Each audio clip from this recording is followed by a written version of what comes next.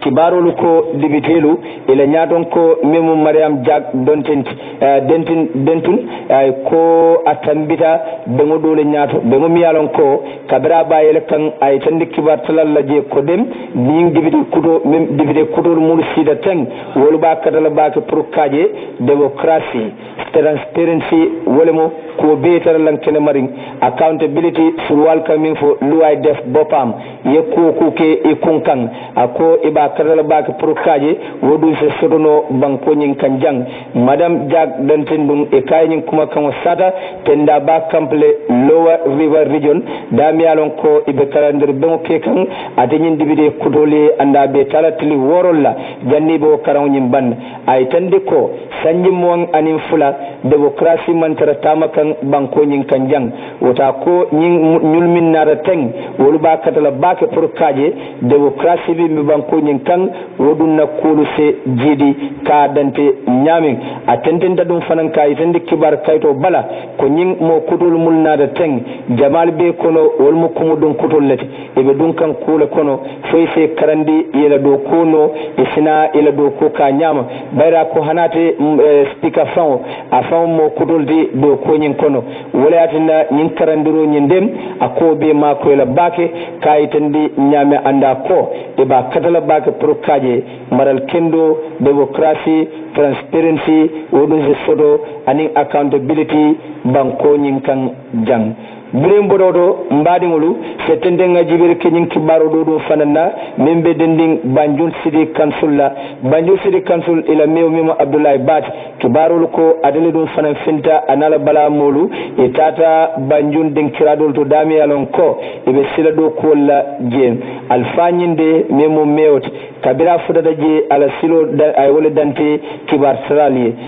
folo ay tandila ko ala taje wolum proko contractol je wole mu do ko lalu prani se nyoje ay dula fana yitandila ibe do ko kala damin ani se kodol kaca membe dending ila do ko kenyal ay tandi kibar talal dum fana na ko o kola iba katala kaje isulata jorawo jorana do ko be kala wala iso do ko nyin keno anyama ay tandi ko atemela do ko nyin fambe banna akodum aninyulu kambenta pour se silo nyin deda bayri banyun sila jama bije ay tandi ko woluman betea meyo dum ko nyin do kulalu ye muluta teng e bela do ko kira nyamale andum fanan ani kambenta walla pour do ko nyin se betea o kola isinela kodo nyika ya adilela birimbodo mbadi ngulu say ngan kodi Gambia bankola na dunia banko kono wo mbo fulo dami wole mo Kenya bankote kibaru ya itandi ko Kenya banko kande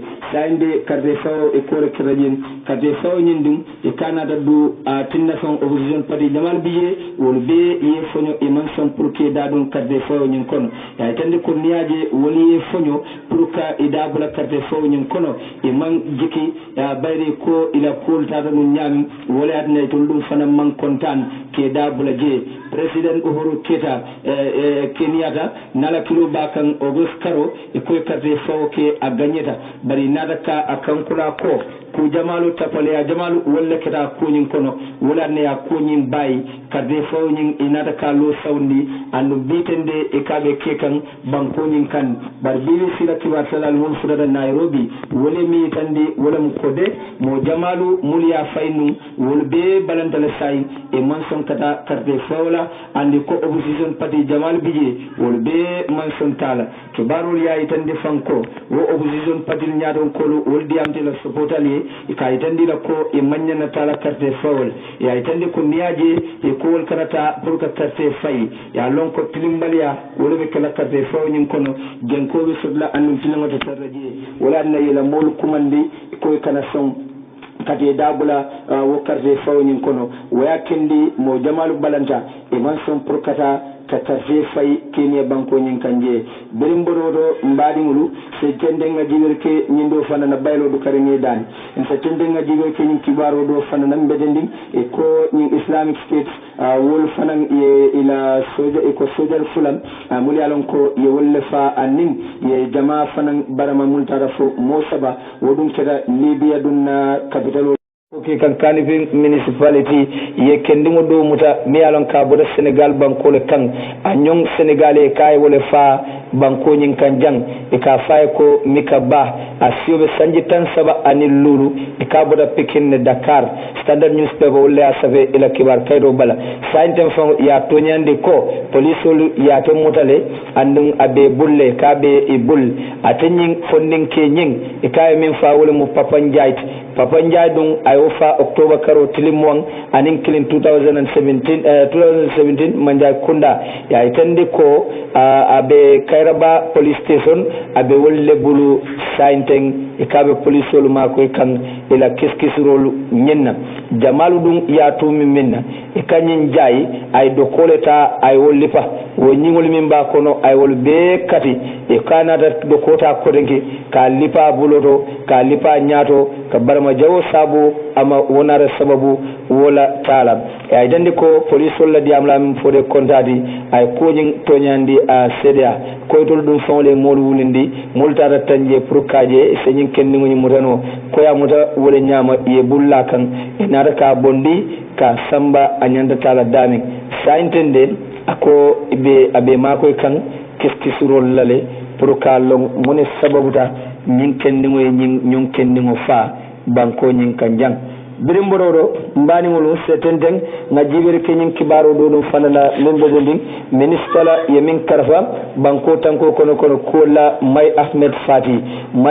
Fati kibaro ko atada Rwanda banko kan damiyalon ko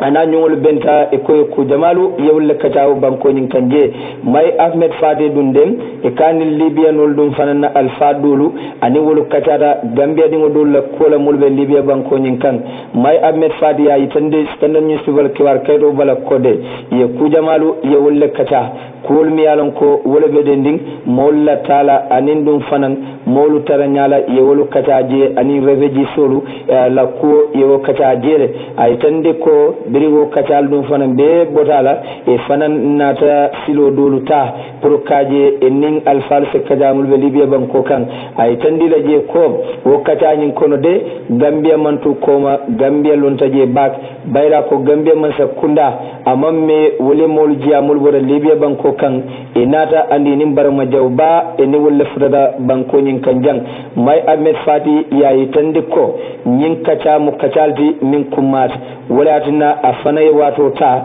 pour kadiyamu Libya no la alfali ka itandi la Gambia no ka kolyamin sodo banko ila banko nyin kanje Mai Ahmed Fati ko Gambia man sakunda ila do kolmu ya pour kaje ye banko dingulu tanka banko dingul fana na nyanto iso dilelam ka itandi nyamin ay tande ko walayatina afanan diamza wo kunyin na kaje kode Gambia dingulu setanka Dawda Kabirin Gambia jang fo Gambia bantala abengo nyinden mo keme fula nyong école be ma beta ben dulani do ko kibar talalu ya dante nyamin fanana min beden ning Murtani ambassadeur minnata banko nyin kan kibarol ya itandi ko adani Murtani la nyin ambassadeur minnata e ko atata afudata his excellency president Adama Barrow ay kayto diala mi ya CDA ka sembentia ko asedo ko kino ila banko ni nyin banko nyin kan jang ya itandi ko biring ay o kayto nyin dum fam be nyika ka di his excellency la president Adama Barrow o ko lalemo anin kibar talal dum fannara kuma kan tala nyotema banko nyin kanjang atenyin alfa memo Mohammed Awant ay tandi kibar talal la dum ko iba katala bak pour kaje badiya nin kanunteya wosi sodo Gambia nin Murtani tim ay tandi fanko Gambia di mulbe sabatri Murtani banko kan wolube ni dia bale kono je anda ko wolude e fanamba katla eni mansa kunda yela fanka dawo beke pour kaje banko nyin sedia mo bema mulbe banta isina murun nan jang alfanyin du yewo yitandi ay tandi ko nyin mansa kunda koto min sita e be buldun ne koto kaje ko ila fanko nyi betea molla sabato sedima surtout fondinke kunda ay wodum fanan lahidi ay tandi ambassadeur akode anin president Barrow ye ku jamalu ye wolle kata min beden din nyaato tala nyim banko fulolu nyin kan ay tandi ko nyin Gambia di ngul mulka bojang kata Murtani anin tuba banko kan ako wodum fan be lola le sai bayri ba katala kaje ko mol sulata minna ise wosodno ila banko kan ise sabati banko kay do koke yena fulo soro a tara ime mira pour ka fenti kata bandala banko kan Mauritania la ñing ambassadeur ko ni Gambia banko ning Mauritanie jibe e bajala ko tariko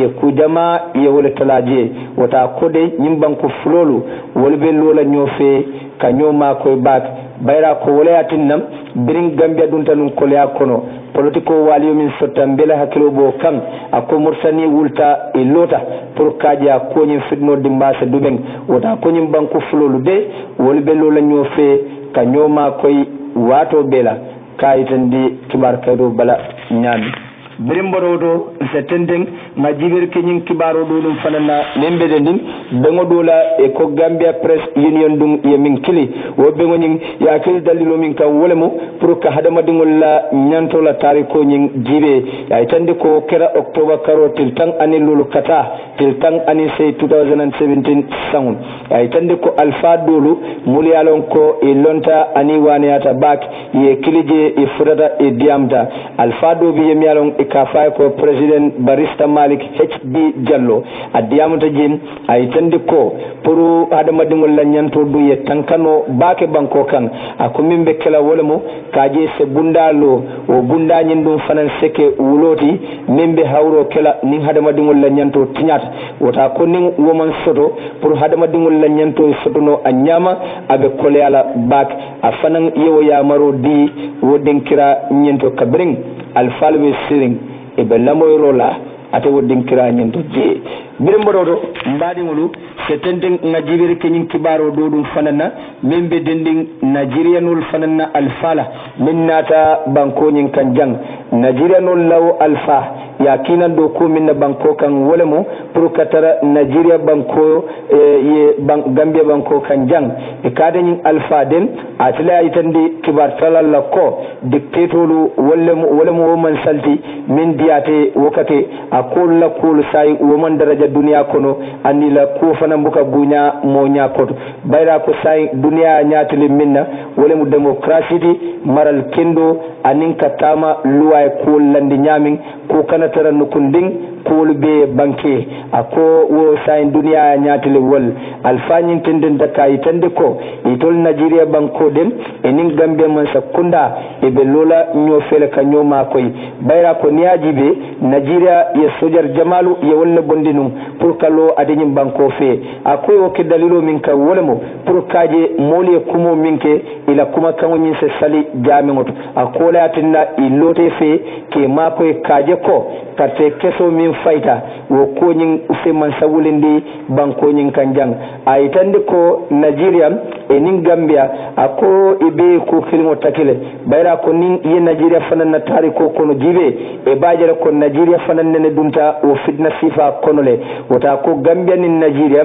ibe nene dunta o konyin konole wala na birin konyin keda ko Nigeria man sa kunda wulta e lota Gambia banko fe kaje falingo nyin keda asekeno to nyamati banko nyin kanjang ay tande ko sainde mol kumata anu molla o kango ako nyanta tankalalde bayri falingo keda anu molla kango dum fanan ako nyanta tankala banko nyin kanjanne ay tande ko Nigeria e tolla karola de ya lonko dictatolu ni bulawo nyama duniya kono ibina wani yale be balafin balle kala wala tinna ni man kafunu Gambia banko kan abe kala ta ku balati duniya kon bar sainte nga kode nyimu so bindrolti banko dole mulyalon ko dictator libi ni boyndi e buka sonkaji ako abekera wole tarikolet ni balanta doron ibela sembo nyikala sembo be lala nyokan ni sembo la nyokan doron e fudela ke bondi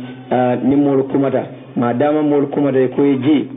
kode e fanamba alala jelde pour kaje e ji birimbodo sira dolto nyaado do mon ding albo kibaro nyim fanan moyla kibaro to fanan alba moyla ko samba fal samba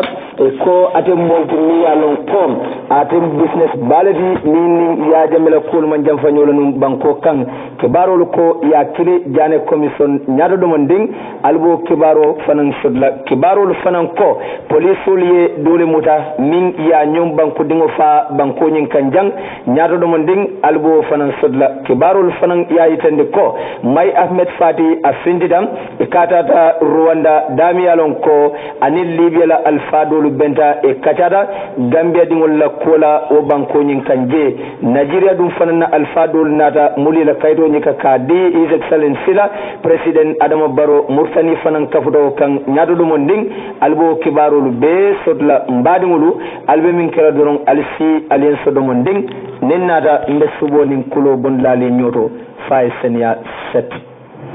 mba flola ni minna bi o keda wotilim balol te kawmule ko amro balu nying wolle findida banko nyen kan den krado e kafo dami ko kunta wuru anen wasu e ko wodlal biri futata jem ye blado leta dami alo tata je pour katinyaro kiye ya flo dami jemo Reliance Financial Service ki walla office ba membije koy futata jele e mannada wala e koy tata bidiko do fanam bije won bitik balati e futata je fanan anen fanan Yuna Forex Bureau la bunda men bije e koy futata je fanan ye tinyarulu kije ye kodo doluta ko kibarulu ya itandi nyami kibarulu ko Reliance la bunda do biri futata je ye kodo minta atata le fo dalasi kodo wili kemen taworo ani woro ye wole sunya ka bondi wodlang e kodum Yuna Forex Bureau wala bunda membe wasu e koy man fengo fennetano woto bayri ya kata yela ferilla bari manku sorono je bide kiyodo fanan bije miyalon kom o boda mursanile e ka fay ko Salmon Haidara wala bide ko nyin kono ye kodo min taja tata le fo dalasi kodo wili tallulu anil lulu yewle taje sefa fanan yew kafala wili keme fula tallulu yew fanan taje inada cigarette paquet tan saba anil lulu yew fanan taje ye drink cre fula fanan ta wala bide ko nyin kono jen kibarolu yayi tande ko Yuna Forex Bureau wala bunda nyin ala nemata wala imam fembondino wodla nyento jen kunta wurun kolu mu akeda mulu nyala mulbe sabatirin je kabiribe ko nyin dantera ko ateni amro balu niyamoy amro balu wala molti mulke fam sembentiya nin kidola tilimbaliya nin tawntiya kono ka koke menni luwani sartolu manta banko kan o amro bal nyin satar lalu akeda mulu nyala e koye kido tale ya kumandi santo folo kabiriya kumandi santo e nata ilanyin bara jawoke woddin kira nyin to jen jamalu kode nyimmolu mulye nyin kuriya nyinke ye sutkeso doreta miyalo tata ya fay o sutkeso nyinde ko fe mantara wo kono police la diamla mimu fode kontadin adiyam ta jele ay tande ko nyin tata nyamin nyin amro balude akko jamal sabira ko e boda Senegal le e nata dum nyim banko nyin kanjang bara itande ko ila kiskisro e ba waymi tandila walamu nyin amro balu bere nata ye Reliance Financial Service la caretaker nyin ila watchmano ye wole silandi bere wo silandi e nata dum ka wotilimbali akije sate mol dum fanan silata ko police la diam la dum yaay tandi nyami police la nyin diam la dum nata tenteng kay tandi ko Yuna Forex Bureau ye je fanan kata nyawonya e manje tinyano akoy man kodita wodlang bari la computer lu min biye ay wol fanan be tinyaaje le kay tandi nyami haydara dum akoy dum ta wala bitiko kono yala fengol beta kay tandi nyami fode konta memu police la nyin diam lati akoya kata bake military post mimbe lamin koto pour ko kala danda ko nyina bari janning wolka ko mol kidien ay tandi ko nyin molu nata ta akobiri binala dum enin toyeta ko ene wala nata banko kan andi nin wala dum fanan findida ay tandi ko dem e fanan bakata kam bake pour kaje e bulu sellano ateo amro bal nyin kan bal police la nyin diamula ko dem e bota ko nyin kalamale andi fanan e ba ko nyin be nganin kono tama kanne pour kaje e bulu selle kan amroballum walla dun tanu bankolo sate fuloldo birimbarodo mbadingolu satende nga jibere kenyin kibaro do fanana mbe dending bunda dola yemillo banko kan mendu yewullo wolemo député bongoti wo bunda nyin e ka fayna ko AMRC yalo min ka wolemo pour ka kodo do kanin mansa kundala na fulodo yeminta jamal bije ibalanta kajo imajo wo bunda nyin mansa kunda yemillo wolle dum fanambe kanendir ke kan pour kajen muliyela kodo ta ye donto se kodo do ta ka mi ko Kino Bank Limited e kon muliye kodo taje woldum fanan sakara du karen yela kodo nyin ya jo nyin AMRC wolle keda bundati mansa kunda yemul sembentiya purisa do ko nyin keno tole e toldum fanan kode e ba folela julobe mullam sakata yela juloli nyin jo a wato la birimbodo mbadi ngolun setende nga jigere kenyin kibaro do no fanana mimbe dinding Amadou Samba e koyatel kili jane commission nyaati ngolam biri ya kili ya nyin kambinna Amadou Samba e kay wole jabi woddin kira nyinto je Amadou Samba den e ka ko ate ya jamelong 1994 sangolla anda ko Sénégalais dingo dole bije womu londi tiolte bari wokanye lorole akole kira sababoti ateni ya jame nyolong ay tande ko wo alfa nyin wole wo airport lo ako new airport terminal wole wo lo anin dum fanan ako wole ajo dolo mimbe Biam General Hospital anin fanan wole Serekunda General Hospital lo Supreme Court fanan nimbe banko kan wole wolo Amadou Samba yo yitandije ako alfanyin wole atinnam adini ya jame nyolong banko kan Amadou Samba dum tendenta kay tande ko Gasim Cement Company akaye percentage soroje nin kemel mutallulu akako le soroje ay tande ko ala siyanyin dum fawnata doya wodla nyinto nin kememu anata kam won soroje Guarantee Trust Bank akodum fanan ala siyabi jele nin kememu tan anin fula akole soroje gam wata dum ako kedanum ala compagnie di bar biraje ko wo kulmanta anyama anata wo compagnie mutaka awafi ay tandi fanan ko compagnie do biye kafumi ko Gamfi Oil Company wo fanan nin kemel mutallulu ayole soto wo compagnie nyintoje barani min denta wala wole mo Mohamed Bazidi atendenta kay tandi ko wo compagnie nyawonya adabijen akaman kodi bondije anu kodi bondita wo compagnie nyinto aman kula kalamata kay tandi nyame akoden amu signifirele wole mo aka signaro ke ni be fongol bondila bara kanene man signar ke ko bala pour kana fulo bondi na fulo dum fanan dunta ko kuto akata dum fanan man ma wodla kay tandi birin abedi amal alfalu teman anara tenden dum kay tandi jane commission na ko atebe compagnie nyin tole bara ko dum amang na fulo bondi compagnie nyin toyala ay tandi la fanan ko akeda ni ku ya bat kabira moy ko Mohamed Basi woy letaro safenu pour ka aki wala ka bondi office of the president ay tandi ko modul mulyalon ko wo letaro ye wol tul male ye tul safe letaro nyin kono ako wo tul nyin wol nyanta wala nyanta na flo nyin jola e ka foy don toro min ka ko wala nyanta wo jola ka dante nyami bar Mohamed Mr Samba ko atede amang na fuluma anung amanna fulu bondi amon signar ke na fulla proka abondi ay tande ko Mohamed Bazi kamin fo ko e to law compagnie nyin eni ya jamia négocier wala mu ya ko nyin kata ako wo ko nyin den brate moy o kray terma kolati ako wo kray terma ko baladi atenden dat ko bining ate o yitandi ala loyal fanan wolna da kadiamu commissiono woli ayi tandi commissiono la ko e man sembo sodo pour que la ke bulo la Mr Amadou Sambala fengulu kan ya tandi la ko commissiono la do ko menti wolem pour ka ko lo kiskis ka jibe e to lo fanan sina fo man sa kunda be tamala minna bara tandi ko de membe banko maral kitabo kono ani to le minke loyal nyin ko e mallafi wala wala atinam e fanan ba fula jane commissioner pour lo kuma kan nyin e so jibe ba kede bayri ko ye minke walla min fo lang anil luwani sartolu manta ko min loya dum be mo Amadou Sambala loya waya dante nyam ko birin loyal dum yela kango di jane commission dum fanan memo ami ben sudati e ka diyamata je ami ben suda dum ya itandi la ko molu ka itolla ko ni fatan fansa nyami ani ya fasan nyami akaman killing ay kende ko itol komisiono ye sembo sorole bayri banko maral kitabo e sembo dilela membo ko kidi telal ye sembo min soto ay tandi fanko itolu ni e